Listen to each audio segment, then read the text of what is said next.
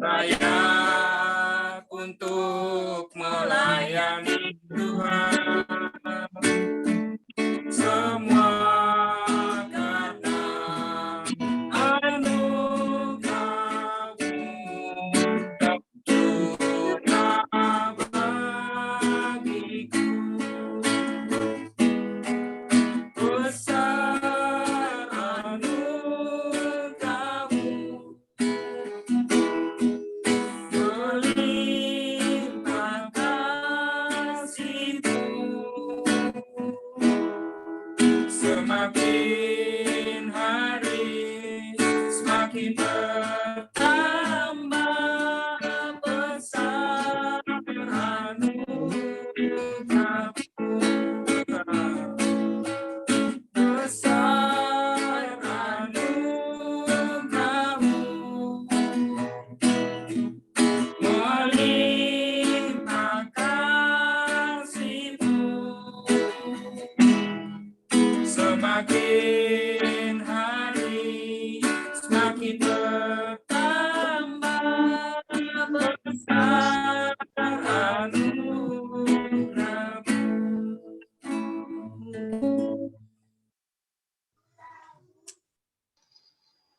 Mohon kesediaan Ibu Moni pimpin kita doa.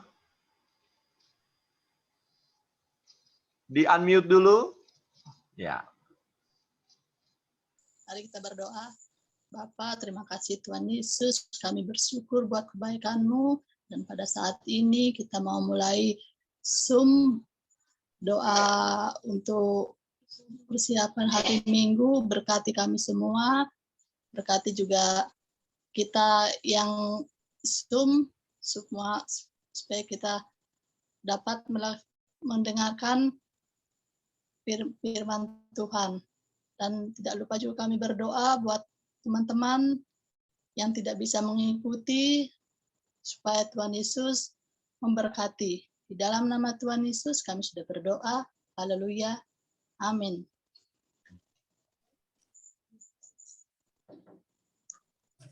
Amin.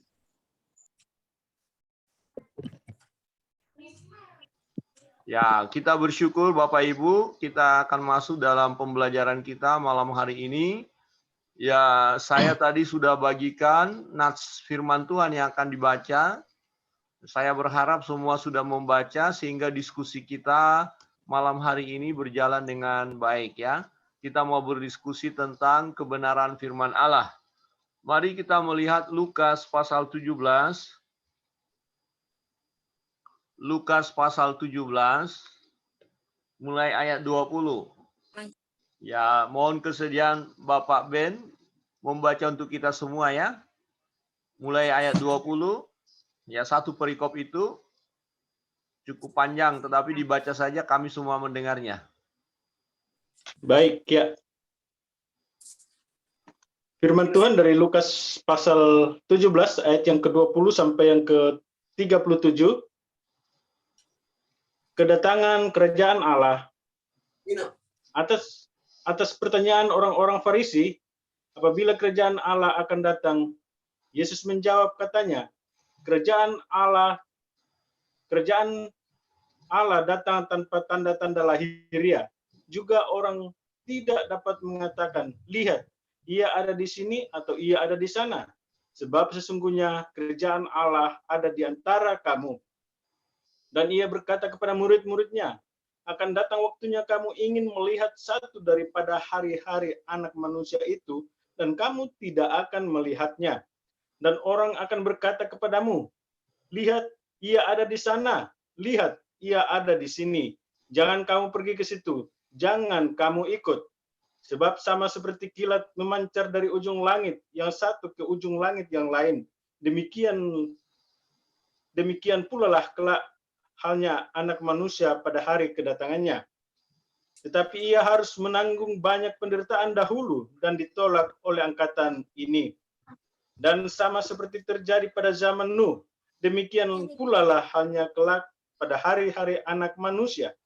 Mereka makan dan minum, mereka kawin dan dikawinkan, sampai kepada hari Nuh masuk ke dalam bahtera, lalu datanglah air bah dan membinasakan mereka semua. Demikian juga seperti yang terjadi di zaman Lot. Mereka makan dan minum, mereka membeli dan menjual, mereka menanam dan membangun. Tetapi pada hari Lot pergi keluar dari Sodom, turunlah hujan api dan hujan belerang dari langit dan membinasakan mereka semua. Demikianlah halnya kelak pada hari di mana Anak Manusia menyatakan dirinya.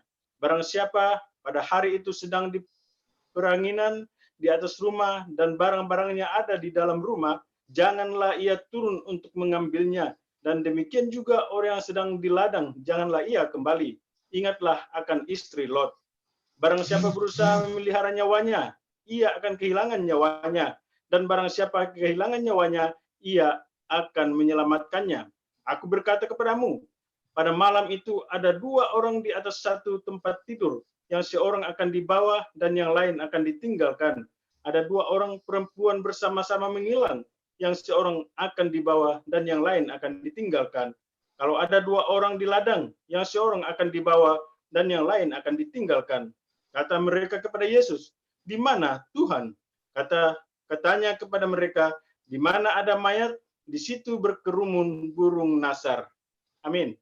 Amin. Puji Tuhan, demikian jauh pembacaan firman Tuhan. Nah, malam hari ini kita belajar tentang kerajaan Allah. Ya, ada 2 hal yang kita lihat di sini. Yang pertama, orang Farisi bertanya kerajaan Allah, yaitu di mana Tuhan akan memerintah. Ya, Tuhan akan memerintah dalam satu kerajaan Salom, kerajaan damai sejahtera, di mana Yesus Kristus datang kedua kali. Nah, kita masuk nanti, ya, yang mereka rindukan itu kerajaan 1000 tahun, masa damai. Tetapi Yesus berkata, kerajaan damai itu ada di hati kita, ada di dalam hidup kita. Jadi kalau Kristus bertahta di dalam hidup kita, ya kerajaan Allah itu sudah ada pada kita. Nah, di sini Yesus jelaskan bahwa kerajaan Allah itu ya tidak bisa dilihat, dikatakan, ya. Coba kita perhatikan di situ dikatakan, ya, dan ia berkata kepada murid-muridnya, di sini, ketika mereka bertanya, juga orang tidak dapat mengatakan, lihat ia ada di sana atau ia ada di sini, sebab sesungguhnya kerajaan Allah ada di antara kamu. Kerajaan Allah ada di antara kamu, maksudnya apa? Ya, berarti Allah berkuasa atas hidup kita, hidup orang percaya, ada di dalam hati kita. Nah, tetapi yang ditanyakan oleh orang Farisi di sini adalah ada janji Tuhan bahwa dia akan datang sebagai raja. Nah, kapan itu terjadi? Nah, ini berbicara tentang eskatologi, ya, masa yang akan datang. Nah, Yesus bercerita kepada mereka, ya pasti terjadi kerajaan Allah itu, yang dimaksud itu. Nah, bagian pertama sudah terpenuhi, yaitu Yesus berkata anak manusia akan dibenci, dianiaya, ya, dan akan mengalami penderitaan. Itu sudah terjadi. Berarti yang masih kita nantikan adalah kedatangan Kristus yang kedua kali. Kapan itu terjadi? Nah, Tuhan tidak memberitahukan waktunya, tetapi ada kepastian. Nah, hanya diberitahukan kepada kita tanda-tanda. Nah, kita mau belajar bersama. Ya, ketika kita membaca Alkitab ini, ada contoh. Ya, ada contoh yang disebutkan dalam firman Tuhan, keadaan zaman. Ya, coba sebutkan contoh yang diambil apa di situ. Ya, Pak Peter, barangkali. Iya, salah satu contohnya yaitu ada bencana terjadi di mana-mana. Ya, bencana ini bisa berupa bencana alam ataupun sakit penyakit. Oke, bencana. Nah, di dalam pembacaan kita tadi, ada peristiwa yang pernah terjadi. Kedatangan itu dianalogikan, digambarkan seperti itulah nanti datangnya. Seperti hujan belerang di Sodom dan Gomora. Oke, Sodom dan Gomora. Ada lagi?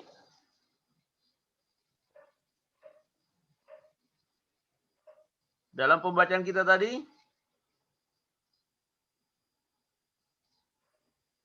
ini terkenal. Sama Nuh Iya, yang Batra. iya, Baik. zaman Nuh. Nah, ada dua contoh kita lihat di sini. Nah, situasi pada waktu itu ya digambarkan bagaimana? Situasi dunia, gambaran dunia waktu itu. Baik pada masa Nuh, ya tentu sebelum terjadi air bah itu, maupun masa ya Lot, ya sebelum terjadi hujan belerang itu. Apa yang terjadi dalam kehidupan masyarakat? Itu perilaku manusia itu tidak berkenan kepada Tuhan, bobrok, artinya tidak melakukan hal-hal yang tidak senonoh. Ya, tidak Ada betul. Terus mereka tidak mau tahu tentang Tuhan. Ya, bobrok. Manusia Apalagi hidup dalam kejahatan. hidup dalam kejahatan. Apalagi Manusia mencintai dirinya sendiri. mencintai dirinya sendiri. Oke. ya di ayat 27 mereka makan dan minum, Ya, kawin makan dan dikawinkan. minum.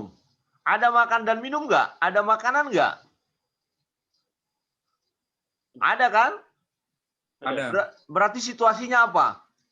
Kaya atau miskin? Ya, Kaya, makmur. bercukupan. Makmur. Ya, Makmur. hati-hati. Mereka makmur loh. Bahagia. Terus apa lagi?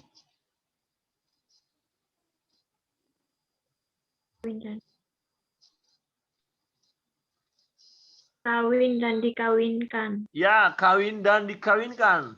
Ya, ada pernikahan di sana. Ya, ada pertambahan penduduk. Oke, apa lagi?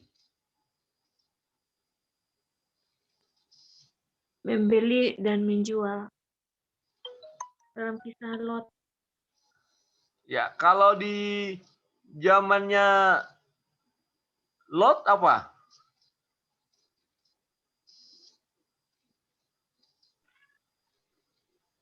Apa dosa apa yang terkenal? Persinahan. Persinahan di Lot. Perzinahan. Ya, perzinahan apa itu, Pak? Dosa apa yang terkenal Sodom dan Gomora? Oh, yang itu. Laki-laki dan laki-laki. Sesama jenis. Sesama jenis. Ya, Sesama jenis. sesama jenis. Homo. Ya, homo. Dan baik kita melihat dari contoh baik pada masa Nuh maupun pada masa Lot, ya sebelum wabah itu terjadi, sebelum kehancuran itu terjadi. Nah, sekarang kita lihat fakta yang kita alami. Kira-kira ya sama tidak posisi sekarang? Jadi kita coba melihat tanda-tanda itu. Bagaimana keadaan yang kita alami saat ini? Apakah situasinya persis seperti ya sebelum terjadi air bah atau persis sebelum terjadinya hujan belerang itu? Menurut Bapak Ibu? Kalau keadaannya Pak, menurut saya itu belum, istilahnya belum persis sama, tetapi sudah ada yang Mendekati. Ya, mendekati, kejadiannya udah ada. Ya. Oke, mendekati, setuju ya. Jadi sudah ada tanda-tanda itu. Iya, seperti itu Pak, perkawinan sesama jenis di negara maju. Ya, seperti Amerika, mereka sudah ada undang-undangnya. Jadi sudah direstui oleh pemerintah bahwa mereka bisa kawin walaupun sama jenis. Dan kalau nggak salah di Roma, di Italia, Paulus ya sudah menyetujui juga. Jadi situ udah ada istilahnya nubuatan apa yang terjadi masa lampau terjadi di akhir zaman sekarang. Ya, ada tokoh-tokoh pemerintah yang setuju, bahkan agama, bahkan ada pendeta. Tadi Pak Pabilis menyampaikan ada ya pastor ya yang menyetujui hal itu, ada pendeta yang menyetujui bahkan memberkati. Wah, melihat tanda ini kira-kira mengerikan tidak? Mengerikan. Nah, pertanyaannya, apakah ya kalau kita melihat dalam peristiwa Sodom dan Gomora, ya, kemudian mereka hubungan sejenis, menghalalkan itu perzinahan itu. Nah, kalau terjadi sekarang, ya, kira-kira akan adakah pertobatan dari ya orang-orang yang melakukan hubungan sejenis ini? Kalau kita bandingkan dengan masa ya peristiwa Lot ya di Sodom dan Gomora. Mereka bertobat apa enggak ini kira-kira? Mereka tidak bertobat, Pak, karena di situ kita ada dialog antara hamba Tuhan ya bersama Tuhan, bilang kalau ada sekitar berapa dari angka yang terbanyak sehingga sampai yang terkecil tidak ada, jadi hukuman tetap dijatuhkan. Ya, makasih Pak Fabris. Ada pandangan yang lain? Kira-kira bertobat nggak ini? Hubungan sejenis ini. Pak Fabris katakan tadi tidak akan bertobat. Yang lain? Setuju ya? Ya, mereka tidak akan bertobat. Kalaupun ada yang bertobat 1-2, tetapi secara keseluruhan tidak bertobat. Mengapa? Karena mereka sudah punya kitab sendiri. Ya, kitab mereka itu mengatakan bahwa homoseks itu bukan dosa. Nah, itu bahayanya. Jadi ayat-ayat atau kitab sucinya sudah diubah. Sangat berbahaya ketika kitab suci diubah. Nah, jadi mereka tidak akan bertobat. Nah, justru dalam pembacaan kita, ini akan semakin giat. Mereka akan semakin gencar. Dan sudah terjadi. Mereka terus ya mempromosikan kehidupan mereka seperti itu. Kalau dulu 1-2 masih malu-malu, kalau sekarang tidak. Mereka bikin festival, mereka bikin acara, mereka punya gereja sendiri, mereka punya pendeta sendiri. Mereka semua ya pemerintahan juga mereka terlibat di dalamnya. Lihat salah satu negara, kalau nggak salah Jerman ya. Ya, jadi semacam anggota dewan mereka, ya istrinya adalah laki-laki. Ya, coba bayangkan, mengerikan di dewan tertinggi, ya. Jadi ini akan sangat mengerikan dan itu akan berlangsung, ya.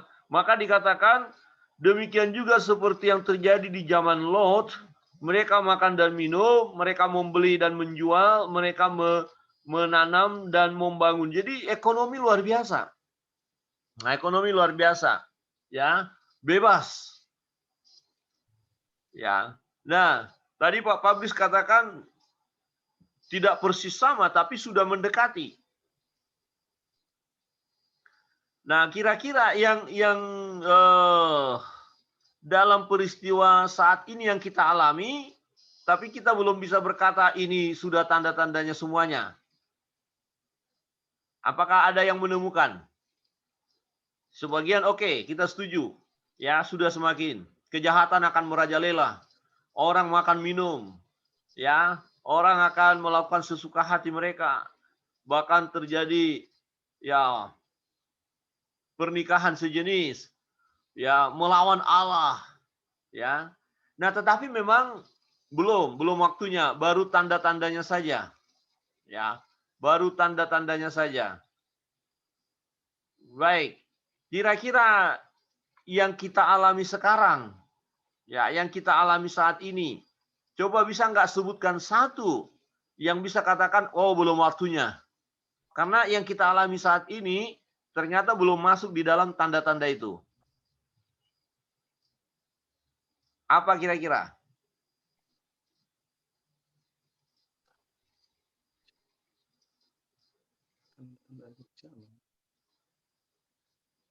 Ada yang menemukan? Atau begini, pertanyaan saya, apakah dengan wabah pandemi ini merupakan salah satu tanda? Pandemi ini tanda atau bukan?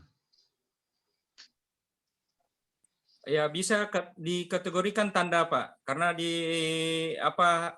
tanda kedatangan Tuhan Yesus ini juga bahwa ada masa kesukaran di dalam hidup manusia.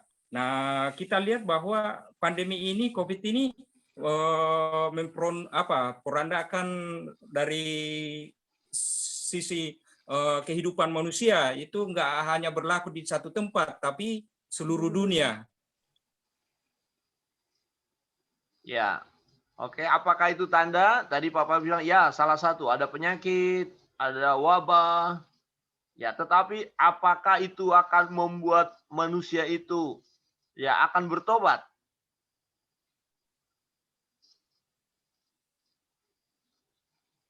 Ya, tergantung, Pak, karena seruan para hamba Tuhan bahwa mengatakan bahwa bertobatlah karena kerajaan Tuhan sudah dekat, kerajaan Allah sudah dekat. Tapi nyatanya dengan himbauan atau apa yang disampaikan oleh hamba Tuhan ya tidak ditanggapi serius oleh umat manusia sebagian. Ya. Ya, jadi tanda itu semestinya mengarah untuk manusia itu bertobat. Tetapi faktanya, ya mungkin ada beberapa yang bertobat, tetapi pada umumnya tidak bertobat. Ya, karena manusia akan semakin mengeraskan hati, seperti Sodom dan Gomora, seperti pada masa air bah. Jadi memang mereka mengeraskan hati, dan inilah tanda-tanda akhir zaman. Yang setia tetap setia, yang tidak setia maka dia tetap tidak setia. Nah, yang setia harus berani bayar harga, harus siap kehilangan nyawanya, ya sebagai pengikut Kristus. Jadi dia tidak boleh ya terlibat dengan sistem dunia, artinya tidak menyatu dengan dunia. Nah, nanti kita masuk ke langkah berikutnya adalah ketika kuasa kegelapan antikristus berkuasa, ya ada meterai yang harus ditempelkan di dahi mereka, di dahi umat manusia, atau harus ada pengakuan ya sebagai pengikut Lucifer. Ya, itu harus ada tanda itu. Nah, kalau orang percaya ya pada saat kedatangan atau antikristus berkuasa, dia tidak akan mau menggunakan tanda itu. Ya. Tetapi itu nanti ya setelah pengangkatan tentunya. Ya. Nah, untuk kita sekarang kita harus mempertahankan iman percaya kita. Nah, perhatikan ya peristiwa pentingnya akan terjadi nanti setelah masa pengangkatan itu baru mereka akan memperjuangkan diri mereka untuk tetap mempertahankan imannya. Nah, apakah ada pengangkatan? Ada. Di ayat ini jelas dinyatakan. Perhatikan di ayat berikut. Ya.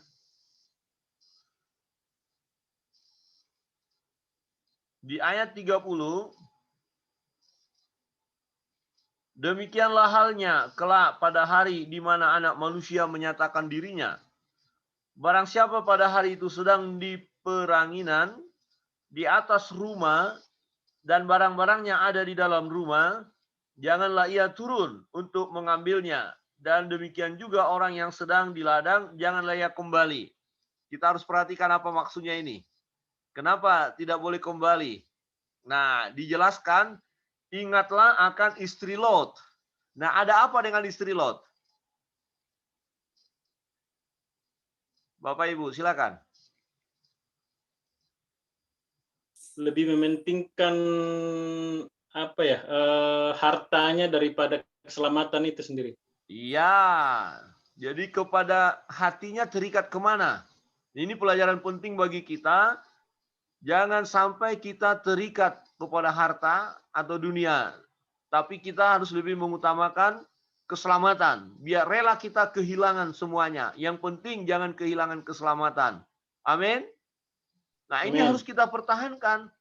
Tetapi inilah di penyaringan itu sekarang sudah terjadi seleksi.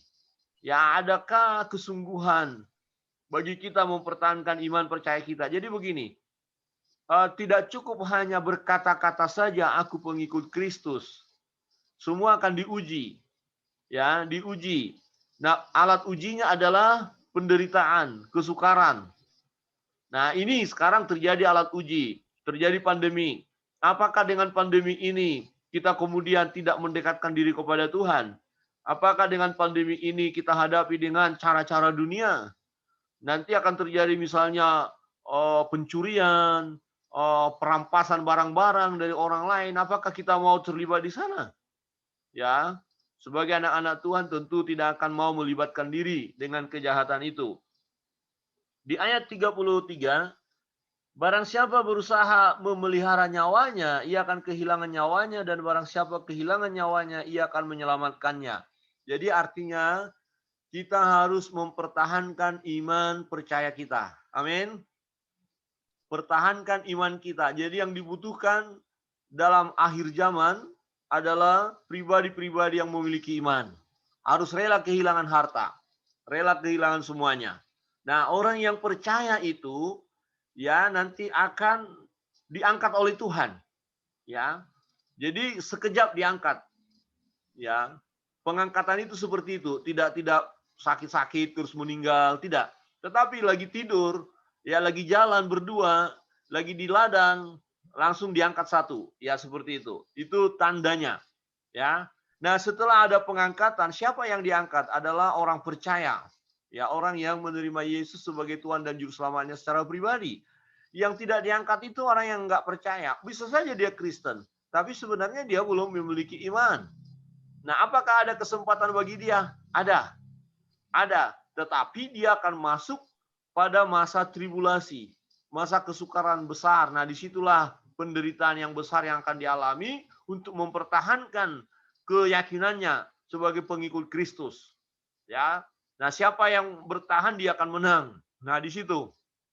Jadi, orang-orang yang tidak diangkat masih ada kesempatan untuk masuk kerajaan surga. Ya. Mereka harus mempertahankan iman percaya mereka. Tetapi orang percaya yang sudah lahir baru tidak masuk lagi dalam masa kesukaran besar itu. Ya, orang yang sudah lahir baru dia langsung ya mengalami rapture, pengangkatan. Nah, ini keadaan akhir zaman. Nah, pelajaran yang penting bagi kita adalah ya kita harus peka. Orang bertanya, kalau nanti berkata, oh di sini ada penampakan, di situ ada penampakan, di sana ada penglihatan, di sini ada penglihatan, hati-hati. Ini satu peringatan. Ya, kalau ada penglihatan-penglihatan, mimpi-mimpi, ya bahkan yang aneh-aneh, waspada. Saya melihat satu YouTube, ya, dan dia mengalami pengalaman supranatural dengan Tuhan, tapi saya ragukan. Ya, karena dia ketika dia berbicara memposisikan dirinya kadang-kadang dia sebagai Allah, memposisikan dirinya sebagai malaikat, ya memposisikan dirinya sebagai manusia biasa. Jadi aneh dan isinya pun aneh. Memang dia jelaskan tentang eskatologi ini. Nah, untuk itu saya peringatkan kita hati-hati ketika mendengarkan kesaksian. Ya, dia berkata bahwa dia mengalami perjumpaan dengan Tuhan, mengalami dunia supranatural, ya itu tolong waspada. Ya untuk mempelajari boleh saja, tetapi jangan mudah percaya. Yang harus kita percaya adalah firman Tuhan. Amin. Jadi firman Tuhan menyingkapkannya. Nah, kapan itu terjadi? Bagaimana keadaannya? Nah, Tuhan hanya memberikan tanda. Nah, waktu dikatakan